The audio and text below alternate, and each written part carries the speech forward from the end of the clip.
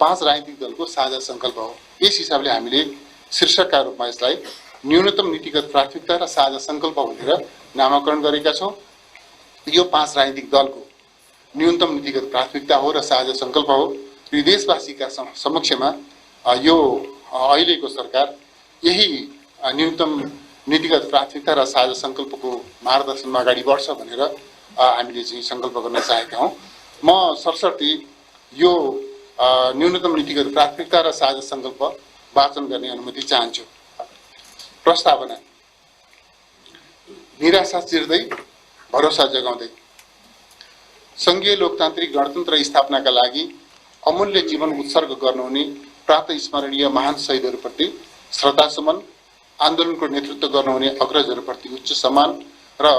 बेपत्ता परिवार, घाइते, अपाङ्गता भएका र आन्दोलनमा अमूल्य योगदान दिनुहुने आम जनसमुदायप्रति हार्दिक आदरभाव प्रकट गर्दै संविधानको मर्म र भावना विपरीत राज्य सञ्चालनमा प्रकट विचलन रोकी संघीय लोकतान्त्रिक गणतन्त्रलाई सुदृढ गर्न विद्यमान आर्थिक शिथिलता, दण्डहीनता एवं व्यावसायिक निराशालाई चिर्दै जनतामा राज्यप्रति आशा र भरोसा पैदा गर्न, समाजमा विशेषतः युवाहरूमा प्रकट नैराश्यता, आक्रोश र नकारात्मक सोचमा परिवर्तन गरी सबै सङ्घर्ष र आन्दोलनले ल्याएको दूरगामी महत्त्वका उपलब्धिहरूको रक्षा गर्न, राष्ट्रिय स्वाधीनता, सार्वभौमसत्ता र भौगोलिक अखण्डता र नेपाल राष्ट्र तथा नेपाली जनताको सर्वोपरि हितलाई केन्द्रमा राखी सुदृढ र सन्तुलित अन्तर्राष्ट्रिय सम्बन्ध विकास गर्न, प्रत्येक नेपालीलाई आफ्नो इतिहास र स्वाभिमान, सङ्घर्ष र बलिदान, परिवर्तन र उपलब्धिप्रति गौरवबोध गराउन, राष्ट्रिय आवश्यकता तथा जनचाहना अनुरूप समाजवाद उन्मुख आर्थिक सामाजिक रूपान्तरणका लागि राजनीतिक स्थायित्व, सुशासन, विकास र सामाजिक न्यायसहित समृद्ध नेपाल, सुखी नेपालीको राष्ट्रिय आकांक्षा पूरा गर्ने संकल्पका साथ वर्तमान सरकारमा सहभागी हामी Nepal Communist Party UML, Nepal Communist Party माओवादी केन्द्र, राष्ट्रिय स्वतन्त्र पार्टी, जनता समाजवादी पार्टी नेपाल र नेपाल कम्युनिस्ट पार्टी एकीकृत समाजवादी केहाय बमोजिमको न्यूनतम नीतिगत प्राथमिकता र साझा संकल्प सार्वजनिक गर्दछौँ। आर्थिक शिथिलता अन्त्य गर्ने। अर्थतन्त्रमा उत्पादनदेखि उपभोगसम्म र लगानीदेखि व्यापारसम्म देखिएको शिथिलता हटाउन नीतिगत सुधार गर्दै आर्थिक क्रियाकलापलाई तीव्रता दिने, सुस्त कर्जा प्रवाह र पुँजीगत सार्वजनिक खर्चको न्यूनता जस्ता समस्याको समाधान गर्ने, वित्तीय र मौद्रिक नीति बीच समन्वय गर्दै तात्कालिक र मध्यकालीन लगानी र रोजगार मैत्री नीतिगत सुधारमा बाधा पुर्याउने विभिन्न कानुनहरू संशोधन गर्ने, सार्वजनिक वित्तको दिगो व्यवस्थापनमा चुनौतीको रूपमा रहेको राजस्व र खर्चबीच बढिरहेको अन्तरलाई कम गर्न, राजस्व सुधार, सरकारी खर्चमा मितव्ययिता, वैदेशिक सहयोगका नवीन स्रोतहरूको पहिचान र परिचालन गर्ने, विप्रेषण आप्रवाहलाई उत्पादनशील लगानी गतिविधिमा लगाउने र शेयर बजारलाई नीतिगत सुधार मार्फत चलायमान बनाउने,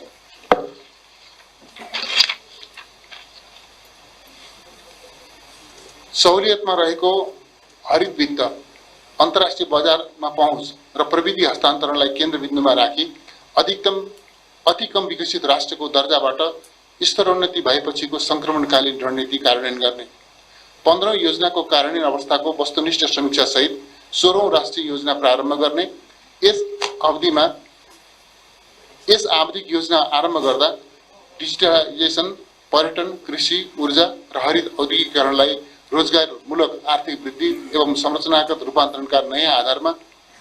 आधारका रूपमा परिभाषित गर्दै सन् 2030 भित्र दिगो विकास लक्ष्य हासिल गरी सम्मानजनक मध्यम आय भएको अर्थतन्त्र निर्माण गर्ने,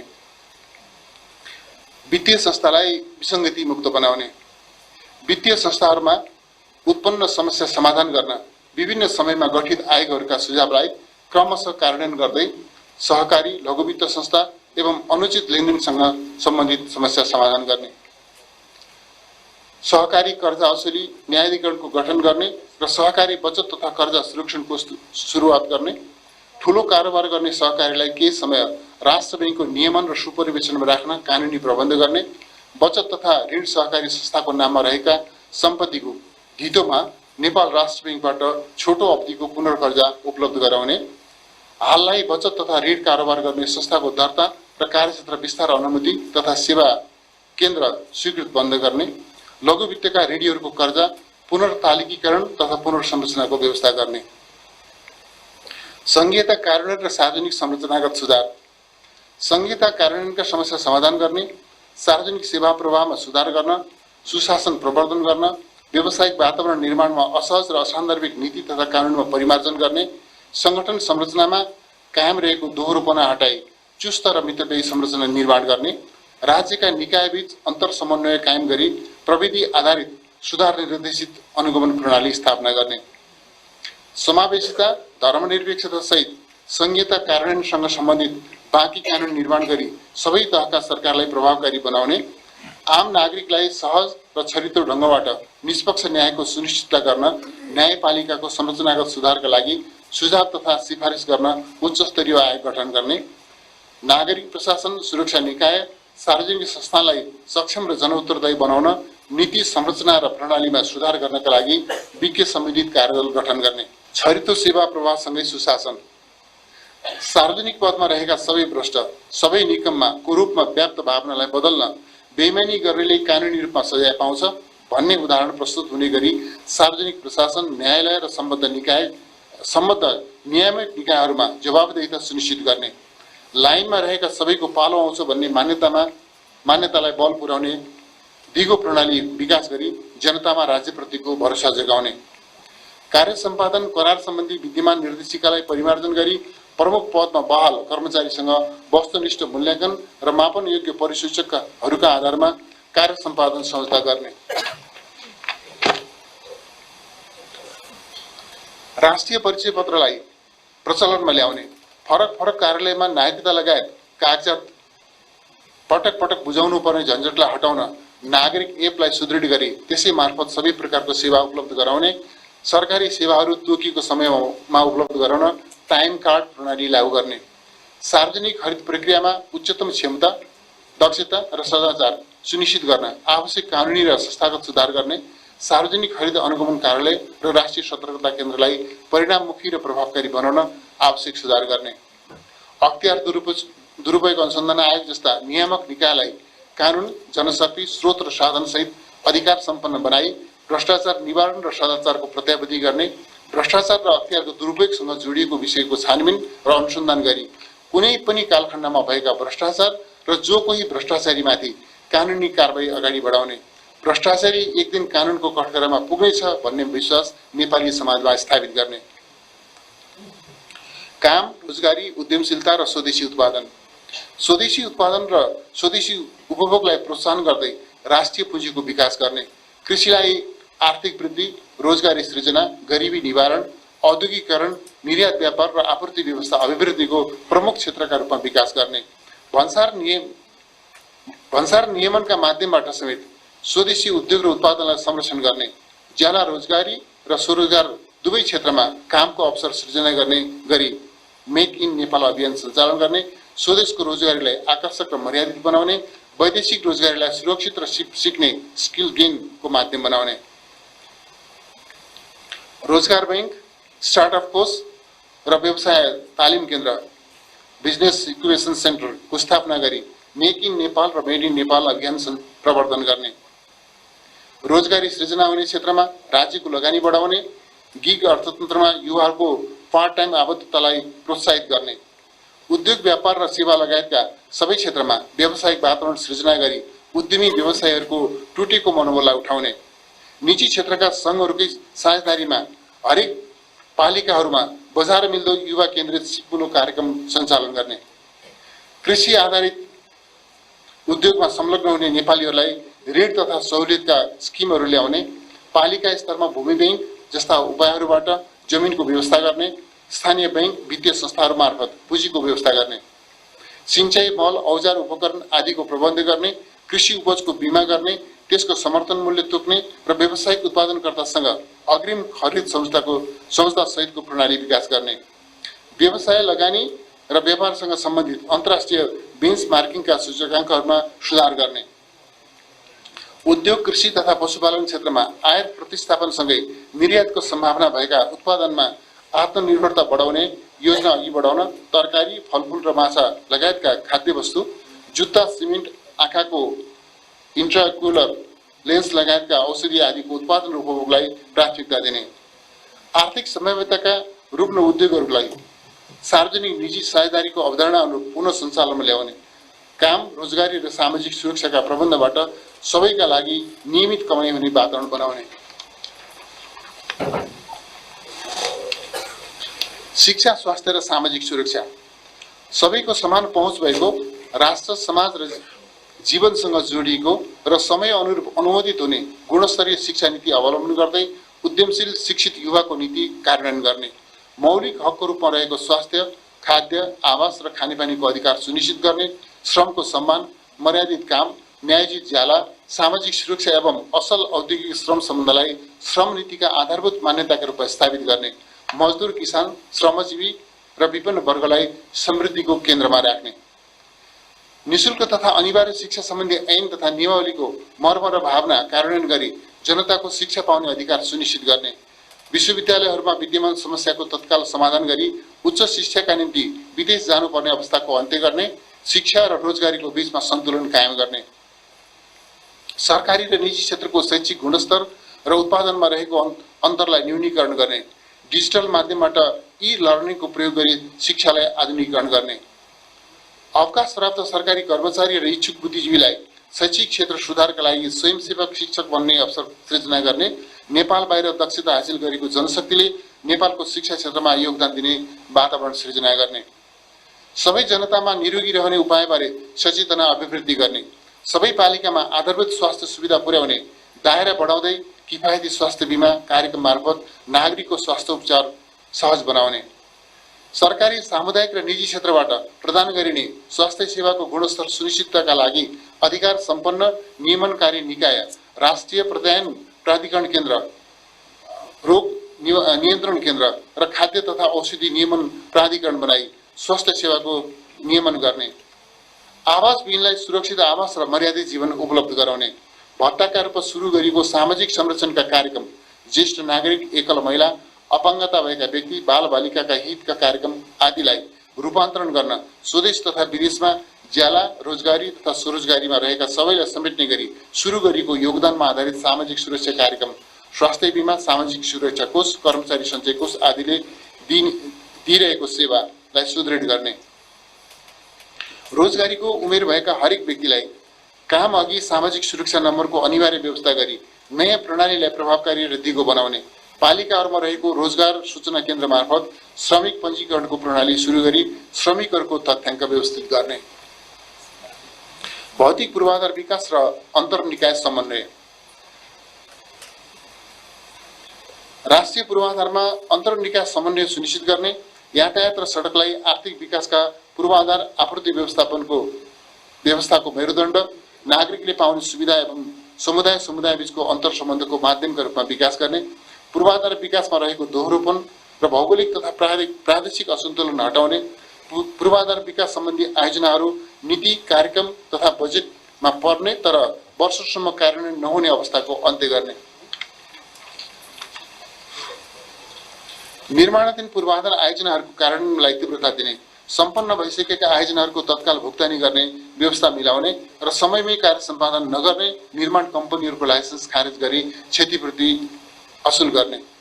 आयोजना प्रमुखहरूसँग कार्य सम्पादन करार गरी वृद्धि विकासको आधार अर्धवार्षिक मूल्याङ्कनको नतिजालाई बनाउने, अधुरा आयोजनाको निर्माणमा स्रोत सुनिश्चित गर्ने, वातावरण प्रभाव मूल्याङ्कन सहित साइट क्लियरेन्स जस्ता पूर्व तयारी गरेर मात्र नयाँ आयोजना सुरु गर्ने, परियोजनाहरूको छनौट, खरिद, मोडालिटी र कार्यान्वयनलाई प्रभावकारी बनाउन राष्ट्रिय पूर्वाधार योजनासँगै राष्ट्रिय प्राप्त केही आयोजनाहरूको द्रुततर विकास सम्बन्धी ऐन सनसेट ल संसदको यसै अधिवेशनबाट पारित गरी कार्यान्वयन गर्ने, एकीकृत राष्ट्रिय सहायता योजना तयार गरी सार्वजनिक यातायात व्यवस्थापन प्राधिकरण गठन गर्ने, यातायात व्यवस्थापनमा डिजिटल प्रणाली लागू गर्ने, पूर्वाधार विकासका लागि आवश्यक पर्ने वित्तीय न्यूनता, परिपूर्तिका निम्ति सार्वजनिक निजी साझेदारी, सहवित्तीय लगानी, पूर्वाधार बन्ड, हरित वित्त, सम्मिश्रित वित्त, blended finance, BGF, asset monetisation, hybrid annuity जस्ता वित्तीय उपकरणहरू प्रयोगमा ल्याउन कानुनी प्रबन्ध मिलाउने, पूर्वाधार निर्माण र सञ्चालनमा लगानी गर्ने उद्देश्यबाट स्थापना भएका वित्तीय संस्थालाई एकीकरण गर्ने, प्रत्यक्ष वैदेशिक लगानी तथा वैकल्पिक लगानीको परिचालनका निमित्त आवश्यक कानुनी प्रबन्ध गर्नुका साथै विदेशी लगानी आकर्षित गर्न कन्ट्री रेटिङ गर्ने र स्वचालित डिजिटल एकीकृत एकद्वार सेवा प्रणाली प्रयोगमा ल्याउने, सम्पूर्ण पूर्वाधार क्षेत्रहरूको अन्तर्आबद्धतालाई दृष्टिगत गर्दै राष्ट्रिय पूर्वाधार विकास योजना कार्यान्वयनमा ल्याउने, विशेष आर्थिक क्षेत्र प्राधिकरण र औद्योगिक विकास तथा व्यवस्थापन लिमिटेडलाई गावी औद्योगिक पूर्वाधार विकास प्राधिकरण बनाउने, ऊर्जा विकास, सूचना र सञ्चार, विद्युत उत्पादन विस्तार मार्फत आर्थिक वृद्धि दर बढाउने, विद्युतीकरण मार्फत आम नागरिकको जीवन सहज तुल्याउने, इन्धनमाथिको परनिर्भरता न्यून गर्ने, मुलुकको औद्योगिकरणमा टेवा पुर्याउने र नवीकरणीय ऊर्जाको प्रयोग मार्फत वातावरणमा सुधार ल्याउने, आधुनिक सञ्चार मार्फत जनताको सुसूचित हुने अधिकारको प्रत्याभूति गर्ने, प्रविधि मार्फत शिक्षा, स्वास्थ्य, उत्पादन लगायत जीवनका सबै क्षेत्रलाई सहज तुल्याउने र रोजगारीका अवसर सृजना गर्ने, एकीकृत ऊर्जा नीति बनाउने, स्थानीय अवरोध र वन जग्गा प्राप्ति, मुआवजा वितरण लगायत विद्युत आयोजना निर्माणका क्रममा आउने समस्या समाधान गर्न सम्बन्धित निकायहरूलाई नै स्रोत उपलब्ध गराई जिम्मेवार बनाउने, संसदमा विचाराधीन विद्युत विधेयक 2080 लाई समयानुकूल बनाई पारित गर्ने, वैकल्पिक ऊर्जाको प्रयोगलाई प्रोत्साहन गर्ने, हाइड्रोजन इनर्जी जस्ता ऊर्जाका नयाँ क्षेत्रको प्रवर्धन गर्ने, विद्युत प्रसारण तथा वितरणमा सहज पहुँचको नीति अवलम्बन गर्ने, आवासीय क्षेत्रमा विद्युत खपत बढाउन गतिशीलताको सिद्धान्तका आधारमा महसुल दर निर्धारण गर्ने, विद्युतीय सवारी साधनको प्रयोगमा प्रोत्साहन गर्दै सार्वजनिक निजी साझेदारीमा चार्जिङ स्टेसनहरूको विस्तार गर्ने, प्रसारण एवं वितरण लाइन तथा सब स्टेसन लगायतका पूर्वाधार निर्माणमा तीव्रता दिए गुणस्तरीय र निर्वाध ऊर्जा आपूर्ति सुनिश्चित गर्ने, इन्टरनेट लगायतका सूचना प्रविधिका अत्याधुनिक पूर्वाधारहरू तयार गर्ने, डिजिटल नेपाल फ्रेमवर्कलाई आवश्यक परिमार्जन सहित कार्यान्वयन गर्ने, सार्वजनिक सेवा र उत्पादनका क्षेत्रमा डिजिटल प्रविधिको प्रयोग बढाउने, डाटा सर्भरमा आत्मनिर्भरता कायम गर्ने र साइबर सुरक्षा सुनिश्चित गर्ने, भूमि व्यवस्था, वन वातावरण, जलवायु अनुकूलन र विपद व्यवस्थापन, भूमिमा किसानहरूको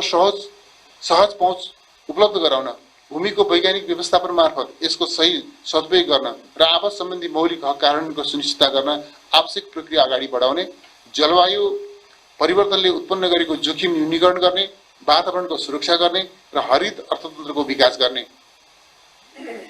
भूमिको डिजिटल नापी पूरा गर्ने, भूमिको प्रकृति, स्वरूप र सम्भावनाका आधारमा भू उपयोग गर्ने, निर्माण भइसकेका संरचनाको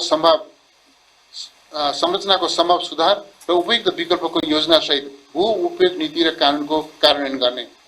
पहाडी क्षेत्रको कृषिमा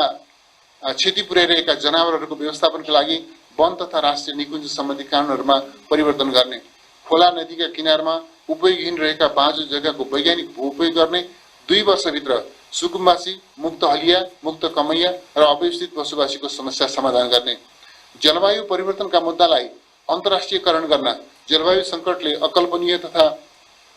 हिमाली देशहरूमा उत्पन्न गरेको जोखिमबारे संवेदनशीलता जगाउन सरकारवाला मुलुकहरूको सञ्जाल निर्माणको पहल गर्न र जलवायु वित्त परिचालन गर्न, जलवायु परिवर्तन, हिमाल र मानव जातिको भविष्य विषयमा सगरमाथा संवाद आयोजना गर्ने, चुरेको संरक्षणमा जोड दिँदै वातावरण नबिग्रिने, विकास नरोकिने विधि अपनाउने, विपद जोखिम न्यूनीकरण तथा विपद पूर्व सूचना प्रणालीलाई सुदृढ बनाई जनधनको क्षति हुनबाट जगाउने, जाजरकोट, रुकुम, बझाङ लगायतका स्थानमा भूकम्पपछिको पुनर्निर्माणको कार्य यथाशीघ्र सम्पन्न गर्ने, युवा र खेलकुद, पर्यटन, संस्कृति तथा सामाजिक सद्भाव, युवाहरूलाई सामाजिक जीवनका सबै क्षेत्रमा महत्त्वपूर्ण साझेदार र संभागका रूपमा अगाडि बढाउँदै उनीहरूको सर्वतोमुखी विकासका लागि वातावरण निर्माण गर्ने, बहुलता, विविधता, बहुसांस्कृतिक सामाजिक विशेषतालाई नेपालको पहिचान, गौरव र सम्पदाको रूपमा स्थापित गर्ने, पर्यटनको समग्र विकास मार्फत आर्थिक विकासमा टेवा पुर्याउने, युवालाई राजनीतिक, आर्थिक, सामाजिक तथा सांस्कृतिक रूपान्तरणको अभियन्ता र संभागका रूपमा विकास गर्ने, युवा पंक्तिलाई राष्ट्रिय जीवनका सबै आयाममा परिचालन गर्ने, खेलकुद विकासका गुरु योजना सहित क्रिकेट लगायतका खेलका लागि आधुनिक पूर्वाधार निर्माण गर्ने, खेलाडीहरूको सम्मान र वृद्धि विकासका कार्यक्रमहरू ल्याउने, पर्यटकीय पूर्वाधारको विकास गर्दै पर्यापर्यटन, सांस्कृतिक पर्यटन र साहसिक पर्यटनको प्रवर्धन गरी दिगो पर्यटनको आधार तयार गर्ने, गुणस्तरीय पर्यटकको संख्यामा उल्लेख्य वृद्धि गर्न पर्यटकीय सेवाको विस्तार गर्ने, नेपाली सभ्यता, भाषा, धर्म, संस्कृति र जात जातिको संरक्षण एवं विकास गर्ने, विविधता र बहुलतालाई नेपालको सम्पदाका रूपमा विकास गर्ने, अन्धविश्वास, रूढी, सामाजिक जातीय विभेद, विकृति, विसङ्गति एवं शोषण अन्त्य गर्ने, अधिकारको सम्मान, सामाजिक न्यायको प्रत्याभूति र सामाजिक सौहार्दता, जातीय सद्भाव र सांस्कृतिक सहचार्यका माध्यमबाट समुन्नत समाज निर्माण गर्ने, महिला सहभागिता, सशक्तिकरण र सामाजिक समावेशिता, लैङ्गिक समानता, सामाजिक समावेशिता र समानता प्रत्याभूत गर्ने एवं महिला सहभागिता र लैङ्गिक समानता सम्बन्धमा आजसम्म हासिल उपलब्धिलाई अझ दिगो, परिणाममुखी र सार्थक तुल्याउने, राष्ट्रिय जीवनका सबै आयाममा महिलाहरूको न्यायोचित सहभागिता सुनिश्चित गर्ने, शिक्षा, स्वास्थ्य, रोजगारी र सामाजिक सुरक्षा लगायत महिलाका संविधान प्रदत्त हकको कार्यान्वयनका लागि विशेष कार्यक्रम सञ्चालन गर्ने, बालबालिकाहरूमाथिको दुर्व्यवहार, महिला हिंसा, मानव बेचबिखन, बलात्कार, मधुवा श्रम, छुवाछुत, गुण्डागर्दी, लागू पदार्थ दुर्व्यसन, छाउपडी, दाइजो तथा तिलक प्रथा जस्ता सामाजिक विकृति र शोषण सारभूत रूपमा अन्त्य गरी सभ्य समाजको निर्माण गर्ने, बलात्कार सम्बन्धी मुद्दाको छिनोफानो गर्न अदालतमा तदनुरूपको व्यवस्था गर्ने, दलित, मुसहर, पिछडा वर्ग, बादी, लोपोन्मुख तथा सीमान्तकृत अल्पसंख्यक जाति लगायतको यौनिक र लैङ्गिक अल्पसंख्यकहरूको अधिकार सुरक्षित गर्ने, संक्रमणकालीन न्याय र दिगो शान्ति, शान्ति प्रक्रियाका बाँकी कामलाई टुङ्ग्याउन तत्काल कानुनी प्रबन्ध गर्ने, पीडितलाई केन्द्रमा राखी तथ्यको आधारमा सत्य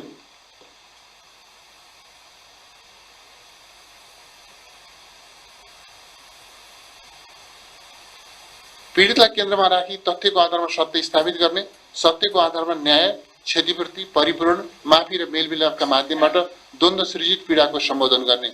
द्वन्द्वकालमा घाइते तथा अपाङ्ग भएका व्यक्तिहरूलाई उपचार, रोजगारी, स्वरोजगारका अवसर र पुनर्स्थापना सम्बन्धी कार्य गर्ने, द्वन्द्व पीडित परिवारलाई क्षतिपूर्ति, पुनर्स्थापना र परिपूरणको कार्य सम्पन्न गर्ने, तराई मधेस लगायतका आन्दोलनका क्रममा अन्यायपूर्ण ढङ्गले बन्दी बनाइएकालाई सरकार र आन्दोलनकारीहरूबीच भएका समझौता अनुरूप कानुनसम्म ढङ्गले रिहाई गर्ने, राष्ट्रिय हितको रक्षा र स्वतन्त्र तथा असंलग्न परराष्ट्र नीति,